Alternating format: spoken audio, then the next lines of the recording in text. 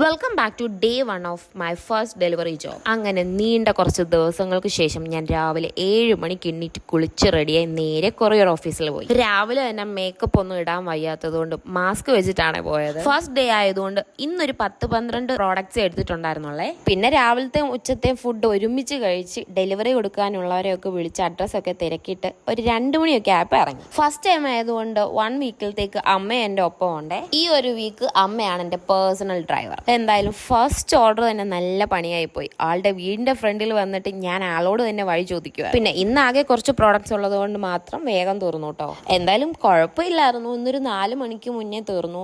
നമ്മുടെ വീടിന്റെ അടുത്തായതുകൊണ്ട് നമുക്ക് വേഗം പോയിട്ട് വരാൻ പറ്റി. ഫസ്റ്റ് ഡേ ആയതുകൊണ്ടാട്ടോ ഇത്ര അടുത്തൊക്കെ കിട്ടിയത്. നാളെ മുതൽ നമുക്ക് കുറച്ച് ദൂരമൊക്കെ കാണും. ചെറിയ വെയിൽ കൊള്ളേണ്ടി വന്നാലും എന്തായാലും അടിപൊളിയായിരുന്നു.